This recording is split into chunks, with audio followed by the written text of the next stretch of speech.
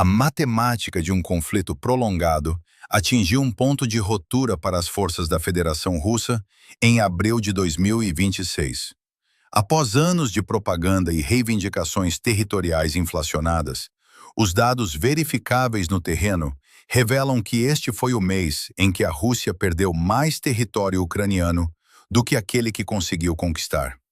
De acordo com o Instituto para o Estudo da Guerra, com base em imagens geolocalizadas e mapeamento independente confirmado por múltiplas instituições de defesa ocidentais, a Rússia sofreu uma perda líquida de 116 quilômetros quadrados de território ocupado num único mês. Este revés representa o maior declínio territorial mensal das forças russas desde agosto de 2024, data da incursão ucraniana na região de Kursk.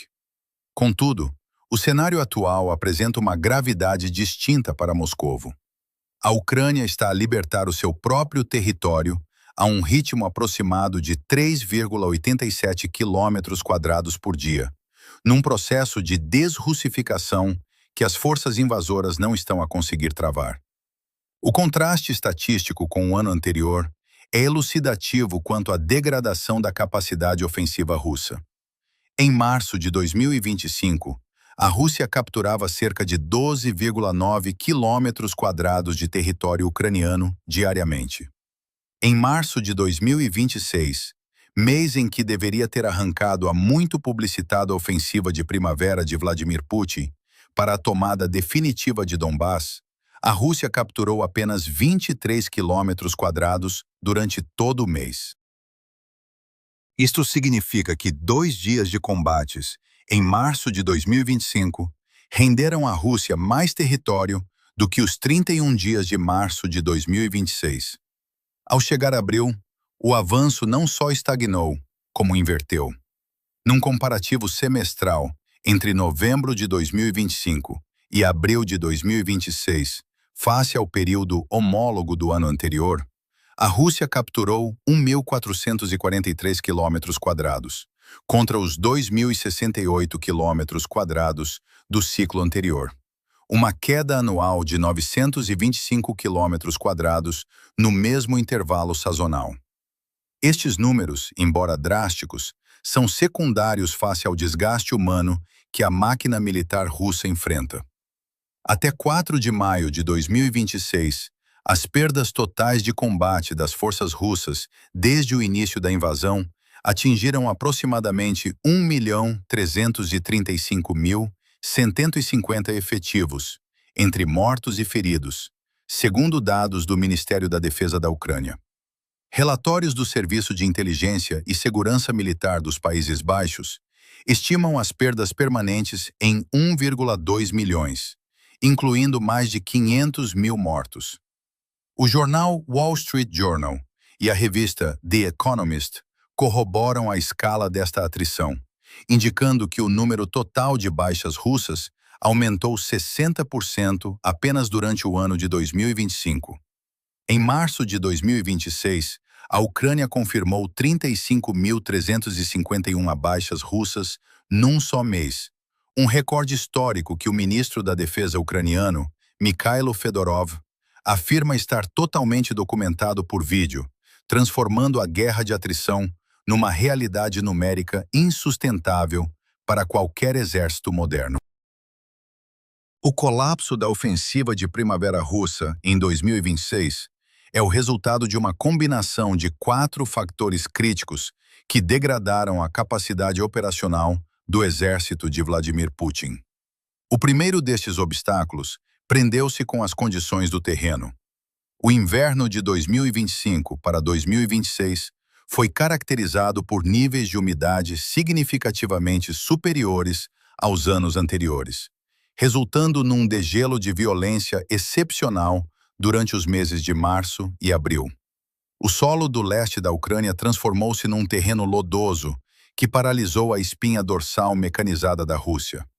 Tanques e veículos blindados perderam tração, ficando impossibilitados de fornecer apoio de fogo ou proteção às tropas. Ignorando a necessidade tática de aguardar pela melhoria das condições, O comando russo ordenou assaltos frontais de infantaria através de lama profunda, enviando soldados sem apoio mecanizado diretamente para zonas de morte, vigiadas por drones. Esta vulnerabilidade foi exponenciada por uma crise estrutural nas comunicações russas.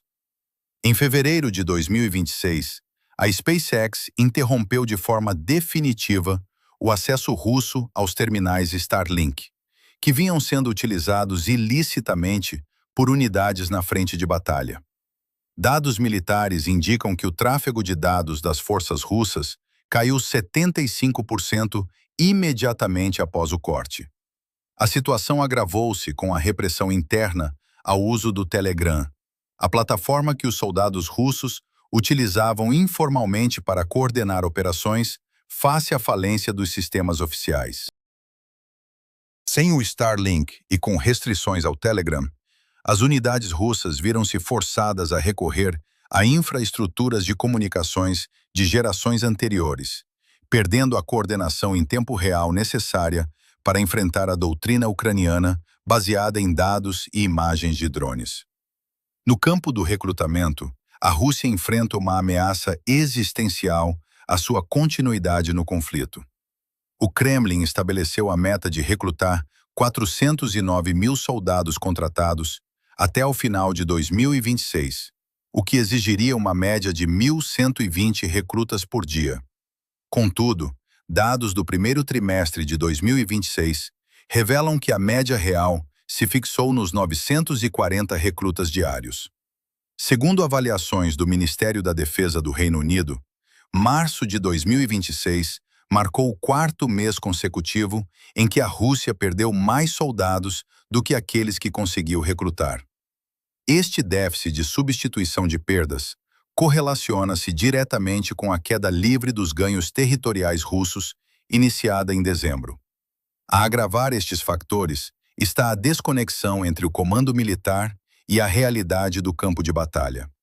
Em abril de 2026, o chefe do Estado-Maior-General da Rússia, Valery Gerasimov, afirmou publicamente que as suas forças tinham capturado 80 colonatos e 1.700 quilômetros quadrados durante a ofensiva de primavera. Estes dados contrastam radicalmente com a monitorização independente da ISW, que registrou ganhos quase nulos em março e a perda líquida já referida em abril. Esta fabricação de sucessos sugere que Vladimir Putin está a tomar decisões estratégicas baseadas em relatórios falsos, seja por tentativa de enganar a comunidade internacional ou por receio dos generais em comunicar o colapso das operações. A tecnologia de sistemas não tripulados tornou-se o fator decisivo nesta fase da guerra. Mikhailo Fedorov confirmou que 96% das baixas russas em março de 2026 foram infligidas por drones. A Ucrânia implementou uma arquitetura de drones em 3 camadas que neutraliza sistematicamente as táticas russas. A primeira camada consiste em enxames de drones FPV que atacam a infantaria e veículos imobilizados na linha da frente. A segunda camada utiliza robôs terrestres autônomos para missões de reconhecimento e reabastecimento em zonas cinzentas, eliminando equipas de infiltração russas. A terceira camada é composta por drones de ataque de médio alcance, capazes de penetrar até 200 quilômetros atrás das linhas russas, visando depósitos de logística, centros de comando e sistemas de defesa aérea. Esta capacidade de destruição em profundidade permitiu à Ucrânia paralisar as rotas de abastecimento que deveriam sustentar a ofensiva russa, transformando o avanço inimigo num recuo forçado sob fogo constante e automatizado. A estratégia militar da Ucrânia em 2026 consolidou-se através da doutrina de defesa ativa, um modelo que privilegia a pressão sistemática sobre a infraestrutura russa em detrimento de grandes avanços territoriais mecanizados. Esta abordagem explora a lentidão estrutural da cadeia de comando russa, utilizando a consciência situacional superior para atacar centros de logística e comunicações. Enquanto a Rússia tenta mobilizar reservas, a Ucrânia utiliza drones de médio alcance para destruir comboios e depósitos de munições, criando lacunas na linha da frente que são depois exploradas por unidades de infantaria de alta precisão. Esta eficácia é reforçada pela divergência na preparação das tropas. Enquanto a Rússia envia recrutas com apenas 10 dias de treino total para a linha da frente, a Ucrânia tem aumentado o tempo de instrução e a coesão das suas unidades, reduzindo simultaneamente a dependência externa através da produção doméstica de armamento, especialmente drones. No plano estratégico, a campanha contra a Península da Crimeia intensificou-se em maio de 2026, com o objetivo de isolar a região e desmantelar a sua viabilidade como base operacional avançada.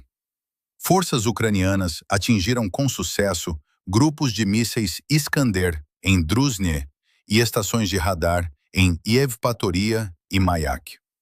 A destruição sistemática de depósitos de munições e de ativos navais da frota do Mar Negro visa o estrangulamento logístico dos 34 mil soldados russos estacionados na península. Paralelamente, a Ucrânia expandiu o alcance dos seus ataques para o território da Federação Russa, visando a frota petrolífera fantasma e infraestruturas de exportação em Novorossiysk e Primorsk. Segundo o presidente Zelensky, estas operações são fundamentais para cortar as receitas que financiam diretamente o esforço de guerra do Kremlin. O impacto econômico e demográfico dentro da Rússia começa a manifestar-se de forma irreversível. Estimativas independentes, incluindo dados do Wall Street Journal e da The Economist, indicam que a Rússia perdeu entre 0,5% e 1,2% de toda a sua coorte pré-guerra de homens com menos de 60 anos. Este cenário é agravado pela degradação dos padrões de vida, que levou a protestos de rua em várias cidades russas no início de 2026, enfrentados com repressão estatal. A economia russa, sob pressão de sanções e do custo de uma mobilização constante, viu cerca de 40% da sua capacidade de refinação de petróleo ficar offline devido a ataques diretos de drones ucranianos até o final de 2025. As perspectivas para os próximos meses sugerem que, embora o terreno seco do verão possa facilitar novos movimentos mecanizados, os problemas estruturais de recrutamento e a desinformação no seio do comando militar russo continuam a ser obstáculos intransponíveis.